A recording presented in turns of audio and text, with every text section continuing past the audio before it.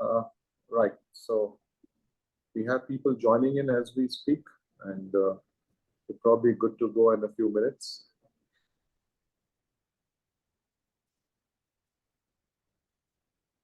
With the permission of the speaker and the chair, we can start with the introductions and set the session rolling.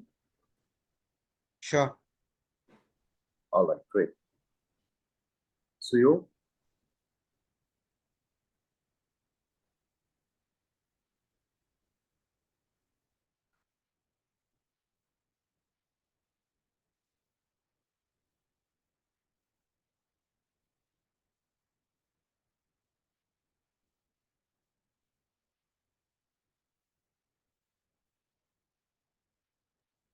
He's muted. So you, can we start? You okay? He has to unmute himself. Yeah. Am I audible now? Yes, yes. Lovely. Yeah. So today we'll start with the program. Good evening, everybody. We have with us today two young, dynamic psychiatrists, and we bring to you another interesting talk in the D.Y. Patil postgraduate lecture series for not just postgraduates. Now we have many consultants who have been regularly attending these sessions, and we are happy to say that clearly it seems to be catching up on popularity, and perhaps that's down to the fact that some of our speakers are amongst the best in the business, and we have another prolific speaker amongst us today, Dr. ASHWIN Mohan. He will be talking to us about the neuroscience of alcohol. I will request Suyog to introduce to him to all of you a bit later. But it also gives me great pleasure to welcome amongst us Dr. Suyog Jaiswal. I've known him for a few years in various capacities, and he's a young, dynamic, enterprising guy who's definitely got a bright future ahead of him. He is our old Bombay boy, actually. He's done his post-graduation from Topiwala National Medical College. So in that sense, I relate to him. He's from my alma mater. And currently, he is back to Nagpur, where he was from. And he's an additional professor at the Department of Psychiatry at AIIMS at Nagpur. He has a whole bunch of publications to his credit. He wouldn't be at AIIMS otherwise. And he's a very humble, very soft-spoken gentleman. And he's got various areas of interest in depression, in biomarkers, in psychiatry, forensic psychiatry, community mental health, and consultation liaison psychiatry. And thank you very much for taking the time, Dr. Jaiswal, and being with us. And I hand over the proceedings to you to take it forward, and I'll come back to you towards the end of the talk. Over to you, Dr. Jaiswal. Thank you, sir. Thank you very much. Actually, I've been looking forward to listen to Dr. ASHWIN Mohan for quite some time to know the insight about neurobiology of substance use disorder. Dr. ASHWIN Mohan is a senior practicing psychiatrist from Chandigarh. He has done his post-graduation in psychiatry back in 2000 from PGI Chandigarh. And in meanwhile, he has also learned a bit about law, and he has pursued his post-graduation diploma in medical law and ethics from the top law university of India, that is National Law School University of India, Bangalore, in 2016. He is currently on a very important position, making and implementing a great policy decisions, such as he's an advisor for NDPS Committee of Indian Psychiatric Society. He is a EC member for Addiction Psychiatry Society of India, as well as the secretary for Tri-City Psychiatric Society. His main areas of interest are substance use disorder, forensic psychiatry and law, and advocacy. I won't take much of your time with my boring talk. However, I would want you, each one of you, to be engaged in the insightful knowledges that Dr. ASHWIN Mohan has for us. Dr. ASHWIN Mohan, over to you. The stage is all yours, sir. Thank you so much. Thank you for the kind words, and thank you, Rashman, for inviting me for this, as you said, increasingly popular set of lectures. And thank you, Suyog, for my introduction, and good to know you. although I've not met you personally earlier, but I'm sure we'll be meeting sometime at some point of time. So without much ado, I'd like to start my presentation. Is it okay? Yeah, thank you.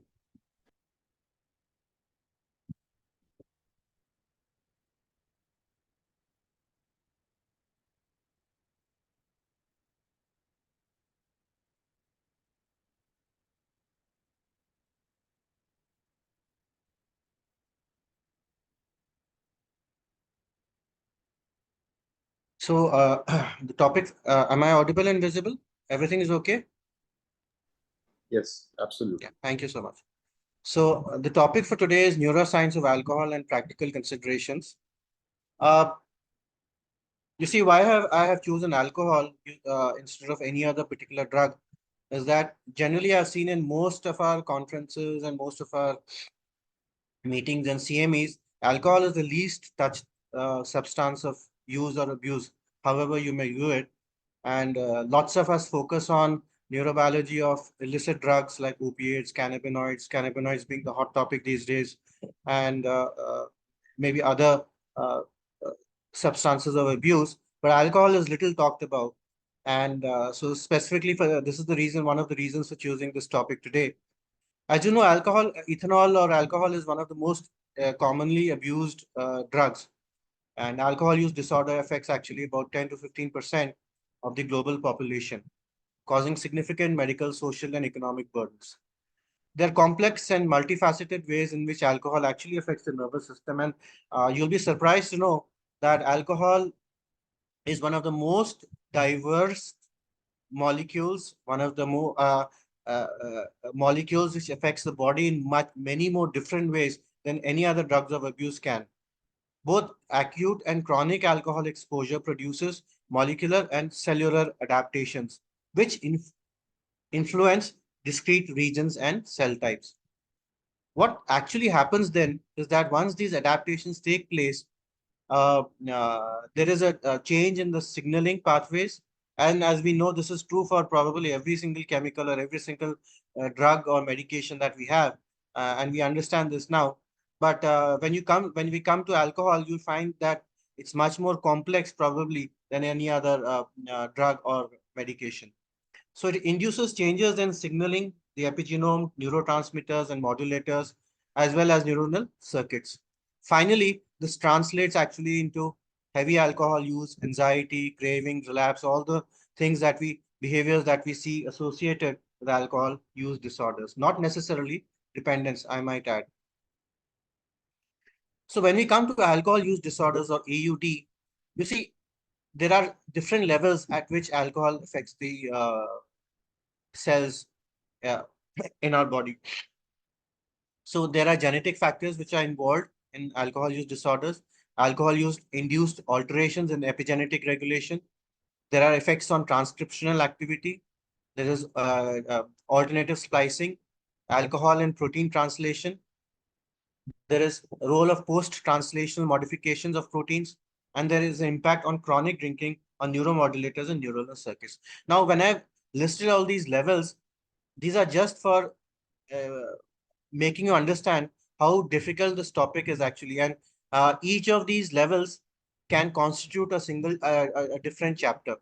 So if I actually go into details of all of these levels, it'll take me about 6 to 8 hours just to finish each of these levels. So my endeavor today is not to discuss all of this and make the PGs bored today, but just to highlight what is happening when we ingest alcohol. So this is just a schematic diagram of how alcohol affects the body in different ways and what are the neurotransmitters and cellular systems which are involved. Again, you can imagine how difficult it is.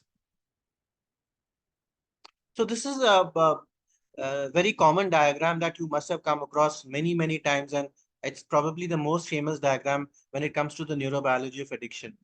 And this is Koop's famous diagram, which shows that uh, there are three stages or phases of uh, addiction.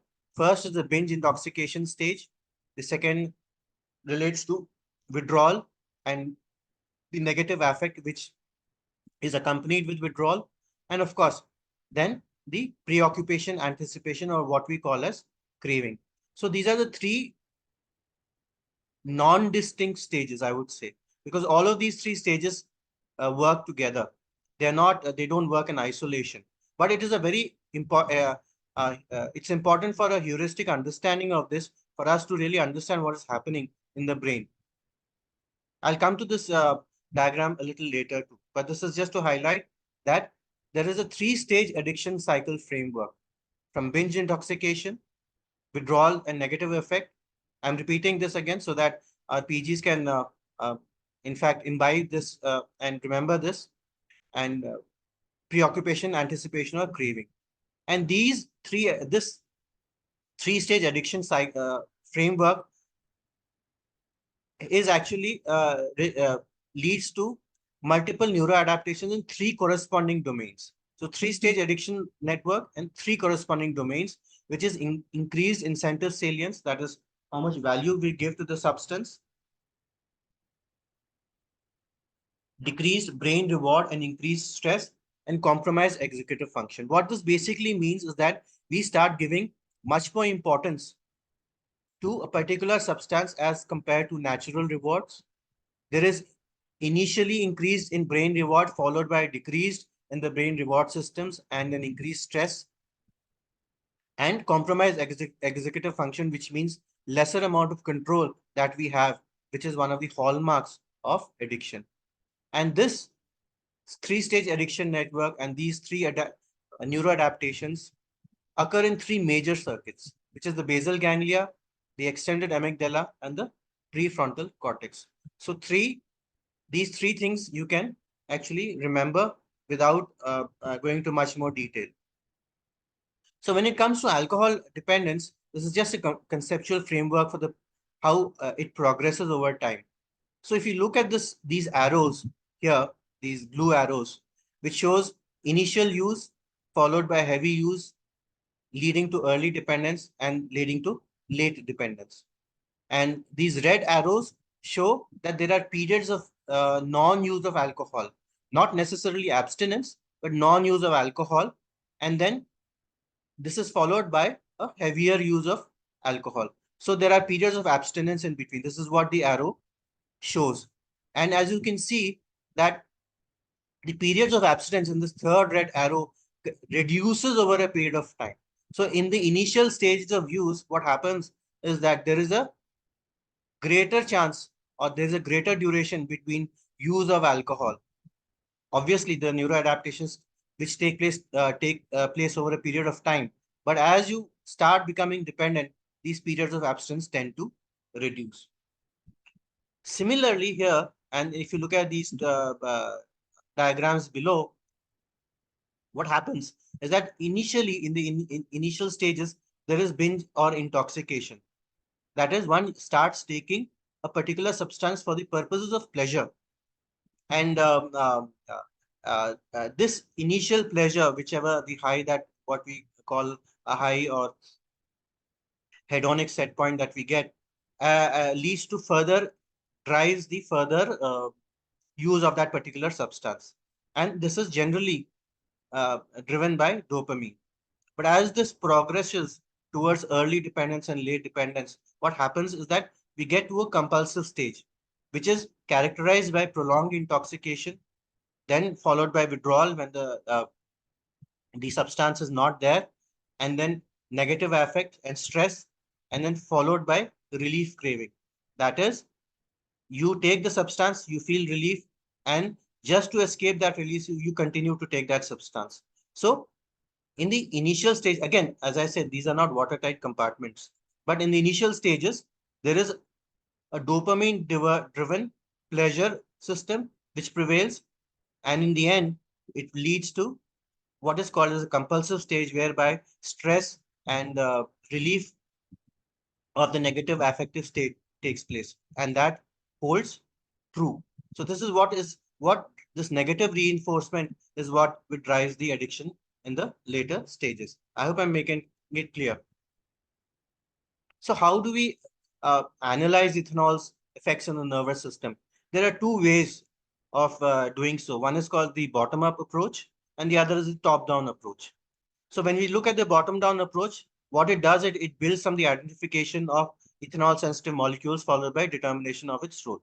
So you see what are the molecules which are being affected by alcohol through basic research, and see what are their roles in the body and how it translates into their behaviors.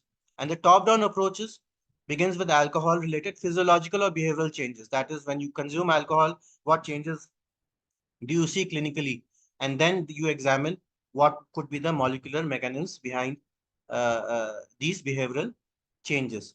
Now, as I said earlier in the initial part of my presentation, is that alcohol is one of the most versatile and diverse molecules in the body, and its distribution in the body and brain is similar to water. There is equilibration throughout the organs and cells and is achieved within few minutes of drinking. This is in contrast to many other drugs of abuse. If you look at opioids, cannabinoids, cocaine, and other similar drugs of abuse, they are not so well distributed as alcohol or ethanol is in the body. So that's what makes it distinct from some other illicit drugs of abuse. And the important thing here is that many of ethanol's effects involve its occupation of the cavities in proteins, and the presence of alcohol there leads to subsequent alteration of the functions of these proteins. This is very important because of its, I would say, beautiful distribution in the cells and in the body.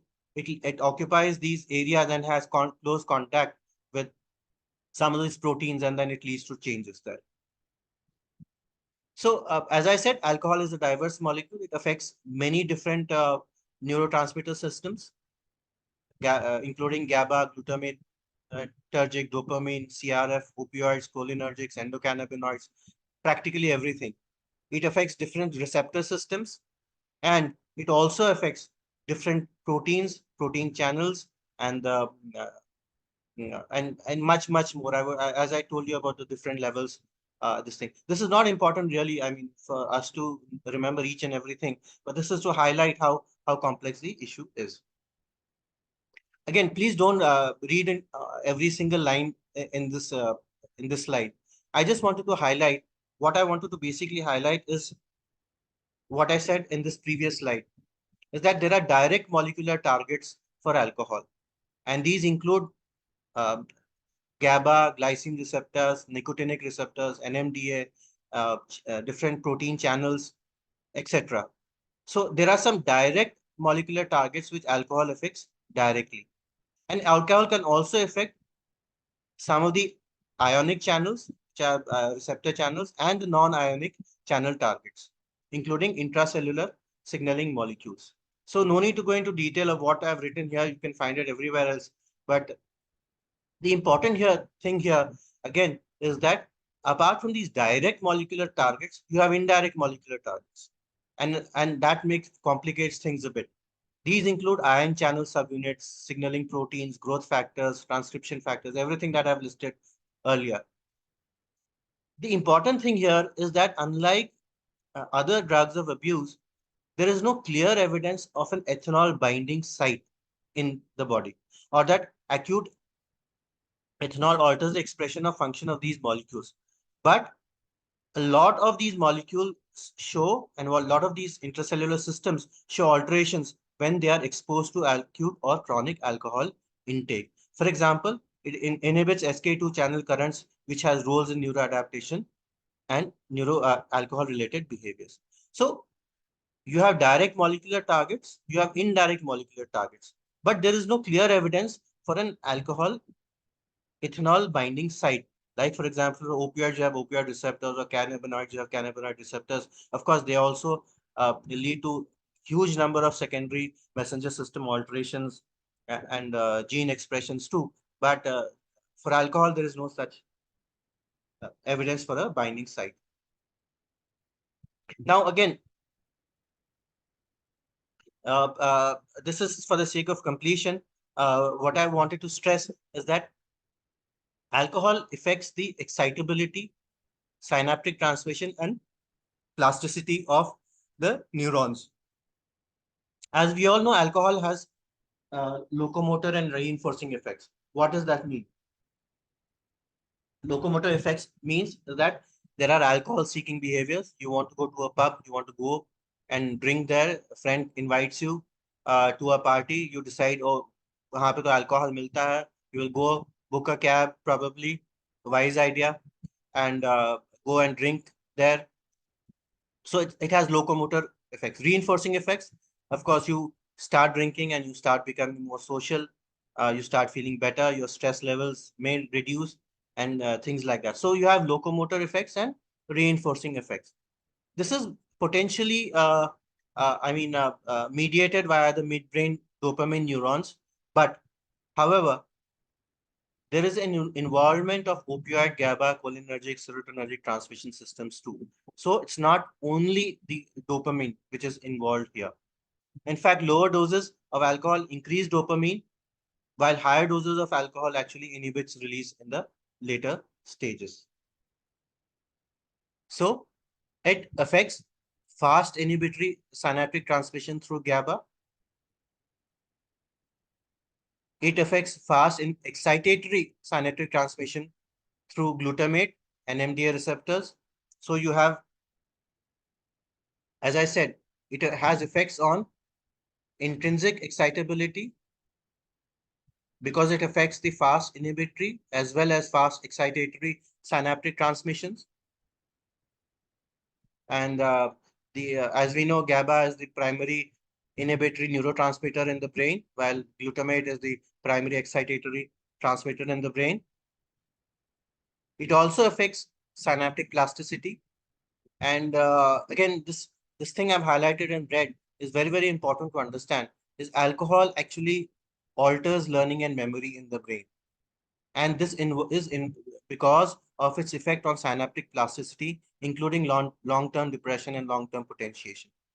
So this thing is probably the most important thing to understand, is that it affects learning and memory in the brain, primarily in the prefrontal cortex, but also in the striatum and other areas in the brain, such as nucleus accumbens and hippocampus. So this is probably one of the major reasons for relapse that we see in the brain. Alcohol also affects many circuits in the brain. And initially what happened was that a lot of this research used to occur on these molecular and cellular targets. But now the focus is changing a little bit towards finding out what are the circuits which are involved in the brain, which can translate all these molecular changes that we see. How does this actually translate into behavior of alcohol seeking behaviors or alcohol use problems or alcohol dependence? So this circuit-centered work can actually help us show how specific neuronal pathways and neurotransmitters are implicated in ethanol-specific phenotypes, including reinforcing, which I've said earlier, appetitive, and consummatory behavior. What drives us to take alcohol, and then consequently what happens and what changes our behavior after consuming alcohol. So a lot of work is now going to determine how these molecular and cellular changes leads to changes in behavior. So as I said, as you've seen earlier, and I've just touched, probably not even the proverbial tip of the iceberg, but alcohol use disorder is a very complex disorder. And you can understand that there are various clusters of behavioral phenotypes. For example, some people may drink regularly, some people have binge drinking, some are intoxicated, some don't get intoxicated at all, despite having the same amounts. Some have withdrawal, some don't, some have blackouts, some don't. Some have a lot of stress, some have relief from stress. So as you can see, the behavior themselves are quite complicated and fall into different phenotypes. And so this is what makes this interplay between molecular signaling cascades and circuits and behavior much more important. So again, for the sake of completion, I'm just going to mention in brief the systems or circuits involved. So initially I had mentioned about the molecular and signaling pathways which are there. Currently, I'm just going to mention these systems in brief only. So the mesolimbic system is involved in probably all drugs of abuse, and is uh, consists of projections from the ventral tegmental area uh, to the limbic areas such as nucleus accumbens, hippocampus, and amygdala. Now, the mesolimbic system has a major role in learning, memory, motivation, and reward. And this is the most important thing that you have to understand about this system, is that it has a major role in learning, memory, motivation, and reward. And drugs of abuse, both licit and illicit drugs, are considered to hijack this circuit. So initially, there is enhanced release of dopamine when you consume alcohol, which relates to reinforcement of drug taking. But as you transition from alcohol use to problematic alcohol use to dependence, there is a deficiency in this area. So this dopaminergic deficiency is thought to play a key role in these allostatic mechanisms, which occur by after continuous drinking of alcohol. So this was the mesolimbic system. Now this nigrostriatal system, which projects from substantia nigra to dorsal striatum. Now this has a crucial role in habitual and compulsive nature of alcohol addiction. That is, repeated behaviors, repeated habits of continually going and seeking alcohol. So this system basically has a major role in this area. But so chronic drug and alcohol intake attenuates cortical control, and the subcortical dominance shifts from dorsomedial striatum to dorsolateral striatum. And this is a brain region which drives habit learning, which I've discussed just a little earlier. This leads to impulsive and compulsive behaviors associated with addiction. So the nigrostriatal system is involved in the habitual and compulsive nature of alcohol addiction. The extended amygdala is involved in the stress or the negative emotional state that accompanies alcohol withdrawal. So as you see, the mesolimbic system involved in learning, memory, motivation, and reward. The nigrostriatal system involved in habitual and compulsive nature of alcohol addiction. The extended amygdala involved in the negative emotional state, which large number of people face in alcohol withdrawal, or the increased stress states that they have. So the extended amygdala includes major components of the stress regulatory system of the brain, and it has a role in negative reinforcement, in which alcohol intakes serves to suppress these negative states. And finally, the cortico-amygdalar pathway. This is involved in retrieval and maintenance of long-term fear memories as well as fear extinction. And what happens here is that there is synaptic plasticity in the changes in the cortico-amygdalar circuitries that drive the retrieval and reconsolidation of these persistent memories, leading to relapse. So cue-based relapse of alcohol, memories that persist even after you stop drinking alcohol, which get triggered based on certain cues which are there in the environment, either internal or external environment, not necessarily only the external environment. So these are the four basic circuits which are involved. The major challenge is identifying a direct link between these molecular cascades and brain circuitries. And we are very, very, very far away from doing that. But there is a lot of as you can see, there's a lot of progress in this particular area.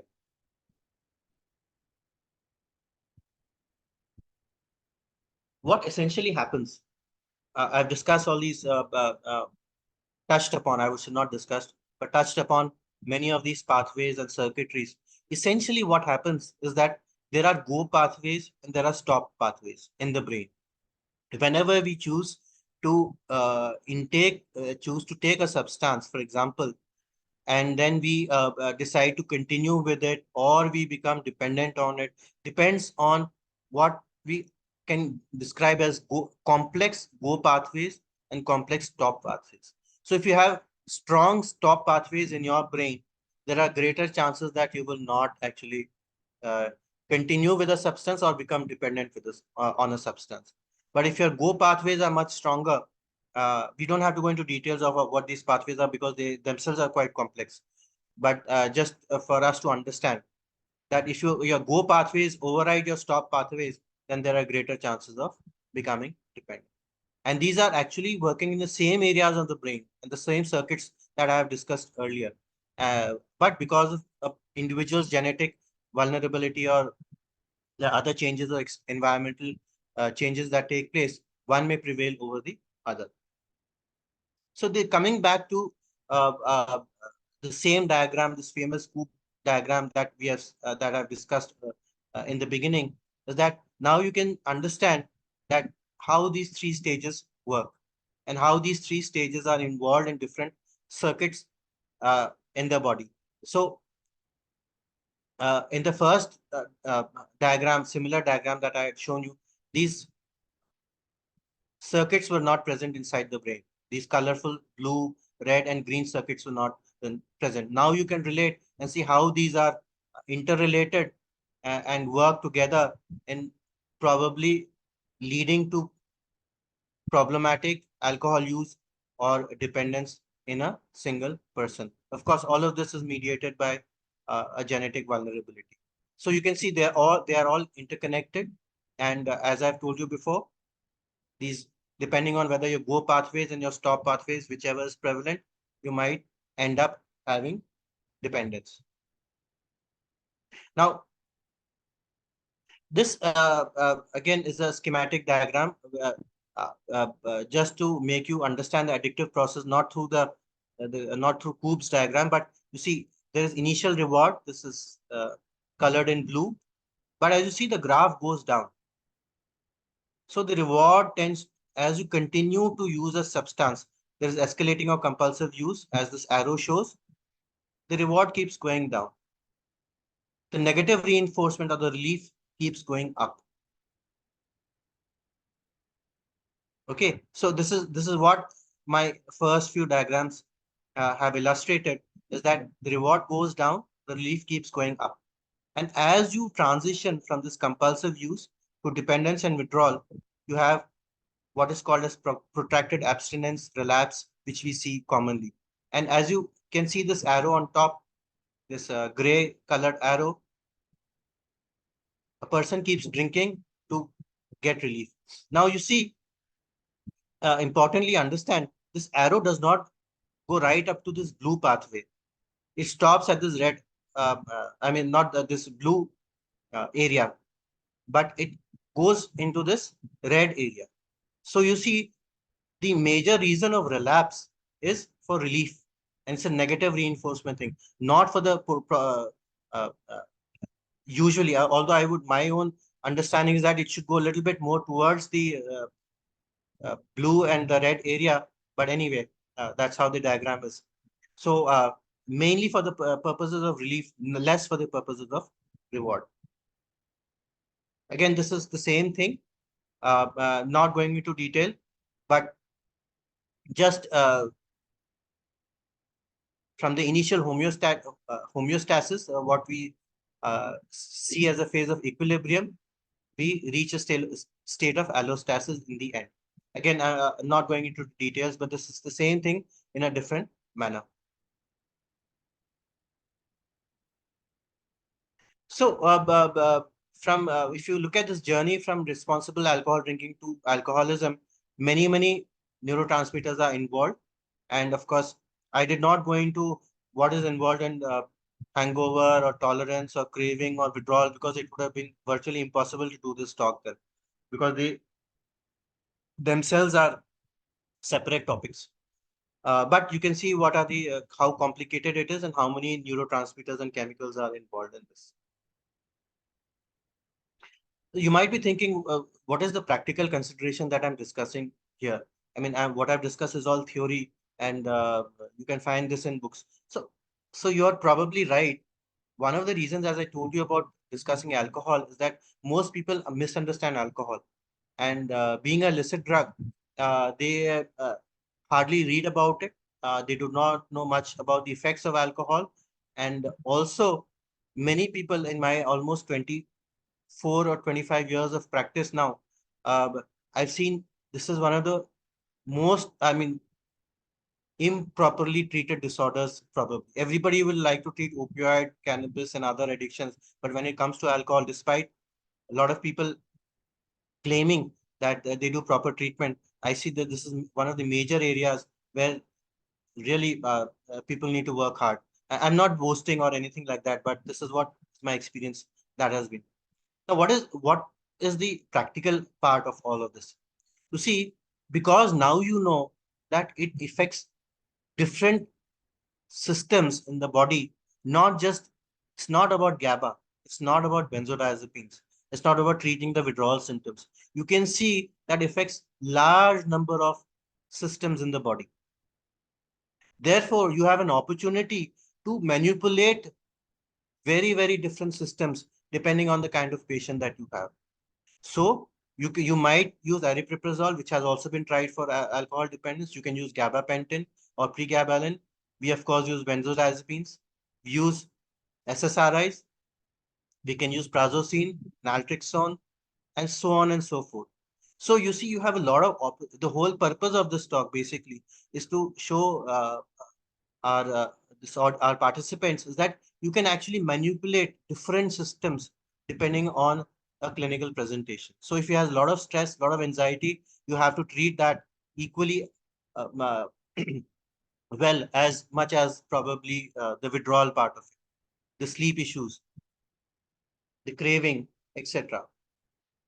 So as I said, you have different neurotransmitter systems which are involved, and therefore you have this opportunity to use multiple drugs and multiple mechanisms to make sure that the patient comes out of his dependence. Again, this highlights how we can use this negative reinforcement model, and there are many experimental as well as clinically used drugs which we have done, and we've manipulated the opioid system and alcohol system. This again highlights where different areas where this has been used. For example, hypocretin, we know lemborexant, which is a DORA, dual orexin receptor antagonist. You see, if you have gone into detail and read about uh, DORAs, they have obviously they are sleep-inducing agents, but you must understand it has a much stronger role in reducing craving. It has a much stronger role in reducing alcohol-related behaviors and other motivated behaviors. So if you re-look at DORAs, for example, lemborexant and other kinds of medications which are available, and use it in appropriate doses, you can actually help in reducing craving apart from inducing sleep. So many people are not aware that hypocretin is one of the systems which are involved in alcohol dependence. So this is just an example that I wanted to stress. Melanocortin, of course, has been used, and um, uh, serotonin system has been manipulated. Endocannabinoids, in fact, endocannabinoids and alcohol have got a very strong interaction at the synapses, and we can actually use that in this thing. So you see, what is clinically available is okay.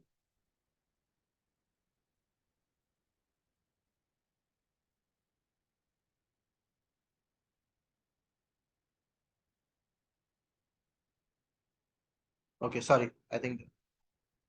So what is clinically available is fine, and what's clinically approved is fine. But again, that is simply not enough for many of our patients. That's why lots of people complain and say, "Ki bhai, that's patient as this was this question today in one of the WhatsApp groups is how many relapses can a psychiatrist endure?" And a person comes 10 times, 15 times, 20 times. So what happens is that sometimes we don't even use many of our tools which are there in our armamentarium because of partly lack of understanding, partly lack of our initiative to use many of these medications which are available. And sometimes what happens is that we are, obviously legally bound to use only approved medications, but you might have to think out of the box for certain kinds of patients, and you might have to manipulate some other systems which are there, which may be involved in playing a greater role here. Of course, it is impossible for us to say which system is involved more and how do we manipulate that system. That is still probably more of trial and error, but it's an opportunity for you to try different drugs. So it's again a list of different drugs which can be used. And there you can see that the primary clinical indications are not alcohol. There are other different drugs. I mean, different conditions, sorry. So, so what happens is that, again, we are bound by our own clinical judgment and clinical acumen and knowledge that we might have, we cannot use some other medications which are approved for other disorders. I'm not saying you become a maverick or a loose cannon and start, I mean, as what lots of people say, what is that? A baboon with a bazooka and start throwing everything at the patient. But what I'm trying to say is that please can be more open to use of different agents. So I have about 10 minutes or so, I guess. Sure. So I'm assuming you have 10 minutes. Just sorry. Yes, sir. Yeah. Yeah. So 10 minutes. So why is alcohol so important? I mean, we've seen how alcohol is so important and what happens when alcohol is ingested. But why is it so important? Why is it so important? So we have to go and about 10, 20,000 years back, and this is to put things in perspective. Uh, uh, so while explaining addiction, you know, there is this evolutionary perspective, which is commonly referred to, and is this concept of evolutionary mismatch. So, you know, these genotypes and phenotypes of ours have been shaped by natural selection for millions and millions of years. And what this theory says, hypothesis says, is that there is an evolutionary mismatch which occurs in our systems. And because of these drugs or abuse, sorry, because of these drugs or abuse are generally seen as overriding these adaptive systems of adaptive primary emotional systems by increasing positive effect and decreasing negative effect. So it seems that these adaptive systems which have developed over thousands and millions of years have been hijacked by these drugs. They actually had an evolutionary adaptive role in our body for survival purposes. And the problem is not that. The problem is that these drugs which have come the last, say, about few hundred decades or so, and they are much more complex in structure. They have increased purity. The concentration of that particular substance is more, and therefore what happens is that we lack such evolved mechanisms to limit this hijacking. Some people are able to do it, many are not able to. If you look at alcohol use, if 100 people, almost what we can say is that about 75 to 80% people have used alcohol at least once in their lives. But the number of people who actually become dependent is only about 5 to 7%.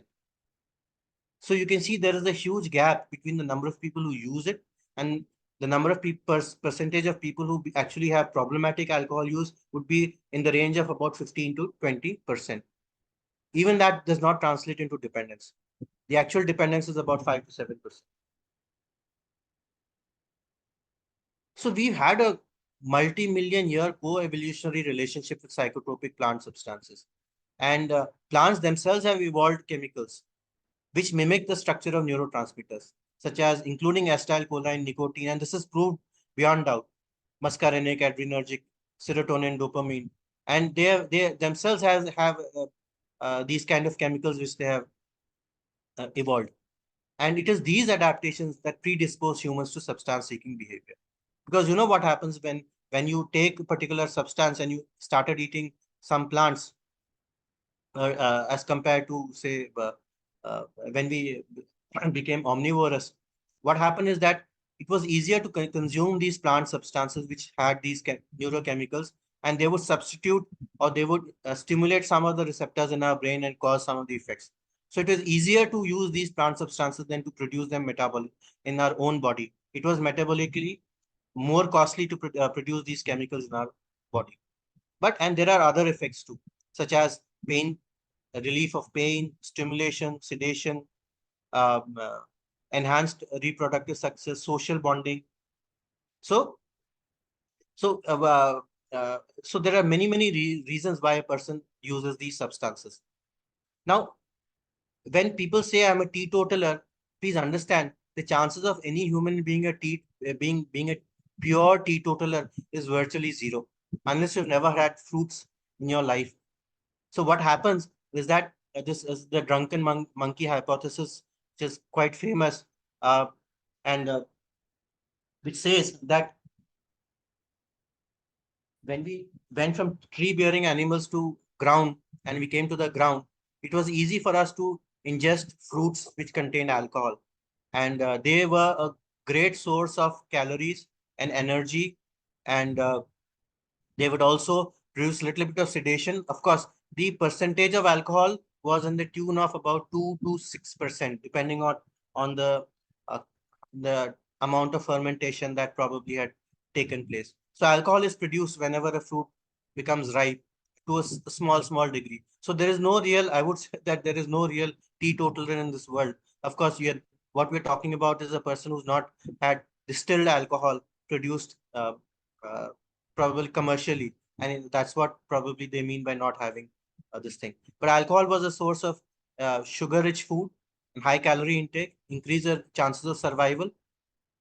It benefited social interactions, and also some of these substances and also help in as an antiseptic for killing parasites and pathogens. And these substances used to help. Alcohol is still used as a sterilizing agent, as you already know. I'm talking about thousands of years back, where some amount of protection was also given after ingesting this. And this is also seen in other animals, not necessarily humans. So just as a thing, last 2-3 slides, just to make you understand this, our genetic and environmental influences will predispose the use of any chemical substance, whether it's illicit or illicit is a different matter altogether. And because of our evolved motivational systems, these are hijacked, and then these lead to certain behaviors later on. Some of these can be related to the chemical. Some of them could be behavioral addiction, such as it says, so-called social media addiction, gaming addiction, substance addiction, etc. So, kind of an evolutionary hijack of our systems. So, what are the outstanding questions despite what we understood today? These are still unanswered questions. And basically, we need to read these questions and keep what we have learned in the context of these questions. So I'll read them out slowly so that we can understand what we mean by these outstanding questions. How do specific levels of alcohol-induced adaptations interact? We've seen it, the number of neurochemicals which are involved. How do they influence and how do they interact with each other? And finally relate and lead to complex behavioral changes. Which molecular pathways and circuits could serve as most promising potential therapeutic targets? Still not identified. Which are the mechanisms which determine individual vulnerability to excessive alcohol consumption, not necessarily alcohol use? AUD is a polygenic disorder. Will manipulation of single genes change our propensity to drink or not to drink? Are there additional unknown variants that confer susceptibility or resilience? So these are still unanswered questions. So the final slide. So alcohol use leads to brain-specific changes and adaptations. This is most important for understanding, which promotes the transition from initial to excessive use. A lot of it is dependent on the amount and duration of exposure. So amount of alcohol that you drink and the duration for which you drink it, that is months or years. If you're aware, it takes approximately about 8 to 12 years for a person to start initially drinking and become dependent on alcohol. It's a very long, slow process. So we don't understand why it takes, in contrast to opioids or cocaine, why it takes 8 to 10 years for a person to become dependent on alcohol after initial use. No answers there. The same signaling molecules contribute to both the go and stop pathways, as I discussed earlier. So it makes it likely that opposing actions of these molecules are there. How do they do it, and what are the loci is still to be determined. So how does alcohol exactly work? Because it's a very non-specific agent, and but it provides many but diverse and versatile changes in the brain. And this will finally, progress in this area will finally help us identify therapeutic targets. Thank you. So all my friends, to alcohol, depending on your perspective, it could be the cause of and or the solution to all of life's problems. From Matt Groening, one of my favorite the writers of The Simpsons. Thank you. Thank you very much, sir. Thanks for that enlightening talk. It was really pleasurable to know from behavioral perspective to the neurological underpinning of the behavioral perspective, like in the early stages, the positive reinforcement, the way it works, and in the later stages, how the negative reinforcement it works, and the neurobiological underpinnings of it. That was fantastic. So we have a few questions from our audience. Let me put it to you, sir. So Dr. Sachin asked, uh, once the patient shifts from reward to relief stage with multiple relapses, do we need to redesign or retailor the anti-craving and CBT according to vis-a-vis neurobiological changes, as the majority of patients are in the phase when we brought to the psychiatrist? Is it there in the chat box? Yes, sir. Is there in the chat box? Because it's a very long question. Yeah. May I read Yeah, it I'll again just for read you, it. sir? No, I'll just read it. Once Yeah. patient shifts from reward to relief stage, multiple relapses, do we need to redesign, tailor anti-cravings and CBT according to vis-a-vis neurobiological changes, as majority of patients in this phase when brought to psychiatrists? So you're right. You see, you will hardly see any patients in the reward stage. You'll find them in parties. You'll not find them in the clinic. So obviously, when you see many of these patients, they've already reached a stage whereby they become dependent, and this negative reinforcing tends to be more prominent. I would not say exclusive, but more prominent. So therefore, many of these CBT programs are designed for preventing relapse. Actually, it is not to prevent the reward part. It is to prevent relapse. So a lot of these CBT programs are actually designed to prevent relapse. So yes, you might have to redesign that. As compared, I mean, with regard to anti-craving agents, you see, anti-craving agents can be given in both these stages, and they have different roles. So you might use a dopamine antagonist at times to reduce the reward. You might use an opioid, naltrexone, which blocks the reward, opioid induced reward uh, uh, uh, induced by alcohol. So there you're working at the dopamine and reward system. GABA, you might work with the baclofen, which works at GABA, and you might give acamprosate, which again works at the glutamate system. So again, a different area, a different neurotransmitter. And so you can't really say that uh, I design it completely and say that depending on the stage that it comes, that I change my anti-craving agent. You have to do whatever works for that person. So there is another question, sir, in the chat box. Yeah, is ketamine used? Yeah. So ketamine, I've not gone into detail of ketamine, Ashwin, to can be you very just honest, but it's lower also your a screen a glutamate. bit? Ashwin, Pardon? can you lower Yes, your sir. screen, because we can only see your face partially. So maybe you need to. Me? Yes, now it's better. Okay, sorry. So is ketamine used? Ketamine, of course, I think is through glutamate, if I'm not wrong. I think so. So ketamine has been tried in alcohol use disorder, and yes, there is a role, but I have not explored it further and read about it much, to be very honest. Another But thing, if anyone else can enlighten, I'll be happy to learn too. Sir, another question. Now they are, for example, in opioid, they're talking about methadone maintenance therapy, as Yeah. well as there are certain researchers which talk about harm reduction in cases of alcohol use disorder.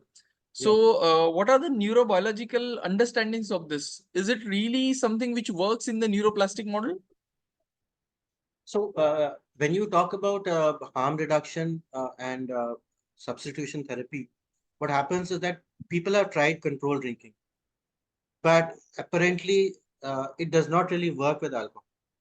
And we don't really understand why it does not really work with alcohol, but it just doesn't.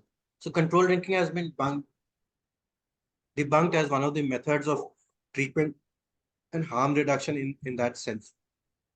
There are very few people who can return to controlled drinking after becoming dependent. Now, and the neurobiological mechanism will be the same, because once you start ingesting the same substance, probably depending on your own vulnerability, you'll be probably becoming dependent. Now, but when you talk about substitution therapy, you see there are different schools of thought. Some say baclofen itself is a substitution for alcohol. Some say that gabapentinoids, including gabapentin and pregabalin themselves, because of their mechanism of action, tend to work as substitutes for alcohol, including benzodiazepines. And you see many times in clinical practice that we get patients of alcohol dependence who use benzodiazepines continuously, and the day they stop using, they start going back to alcohol.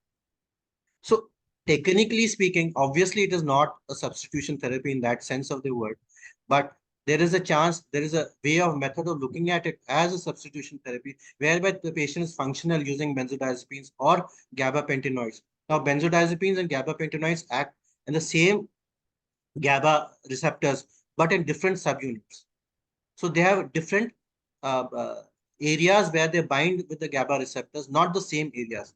So that is why with gabapentin and pregabalin, you see lesser chances of dependence, lesser chances of escalation of the dose as compared to benzodiazepines, and lesser chances of withdrawal symptoms, because they bind to different subunits of the same receptor. Hmm. Yeah, so someone has mentioned about gabapentin, so that's what I was Yes, saying. yes, Yeah, okay, I've already you have answered the covered. question. Okay, I'll Yes, just elaborate on that question. I have yes. used pregabalin and gabapentin extensively in alcohol use disorder patients, primarily because of this, and primarily because I am able to reduce the benzodiazepine dose as compared to what I used to do earlier. So I am able to use lesser amount of benzodiazepines, but I still have to use them because it gives good sedation and sleep, which is not seen with gabapentin or pregabalin. But it helps me reduce the number of doses and helps me withdraw the benzodiazepine much earlier. So in that's my own clinical uh, experience. I'm not saying I have evidence to back it up, so you can take it with a pinch or a grain of salt if you want to. But this is something you might try in your own practice too, and see whether it works. Okay. Thank you very much, sir, for that element. Any more questions from the audience?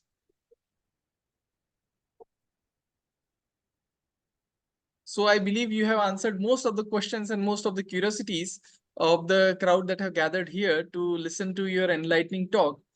Thank you very much, sir, for your time, for teaching us about this an important aspect of day-to-day clinical practice as well as the learnings in psychiatry. Over to you, Rashmin, sir. Right.